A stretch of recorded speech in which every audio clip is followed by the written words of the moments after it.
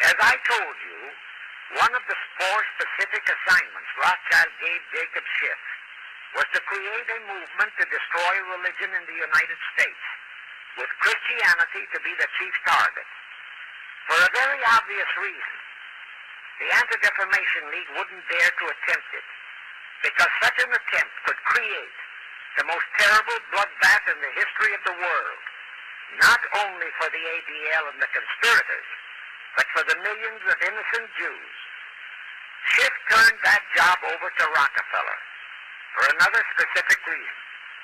The destruction of Christianity could be accomplished only by those who are entrusted to preserve it, by the pastors, the men of the cloth. As a starter, John D. Rockefeller picked up a young so-called Christian minister by the name of Dr. Harry F. Ward, Reverend Ward, if you please. At that time, he was teaching religion at the Union Theological Seminary. Rockefeller found a very willing Judas in this reverend. Thereupon, in 1907, he financed him to set up the Methodist Foundation of Social Service. And Ward's job was to teach bright young men to become so-called ministers of Christ and to place them as pastors of churches.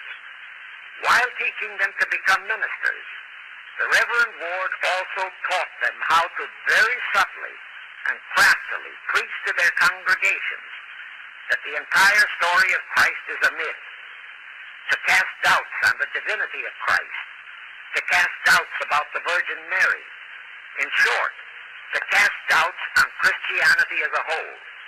It was not to be a direct attack, but much of it by crafty insinuation that was to be applied in particular to the youth in the Sunday schools.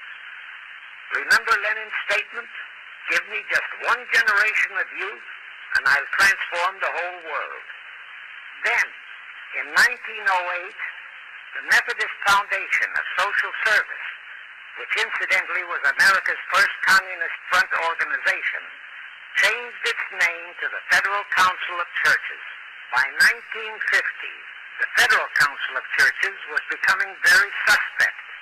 So in 1950, they changed the name to the National Council of Churches. Do I have to tell you more about how this National Council of Churches is deliberately destroying faith in Christianity? I don't think so. But this I will tell you. If you are a member of any congregation whose pastor and church are members of this Judas organization, your contributions are helping the Illuminati's plot to destroy religion and your faith in God and Jesus Christ. Thus you are deliberately delivering your children to be indoctrinated with this belief in God and church, and which can easily transform them into atheists. Find out immediately if your church is a member of the National Council of Churches, and for the love of God and your children, if it is, withdraw from it at once.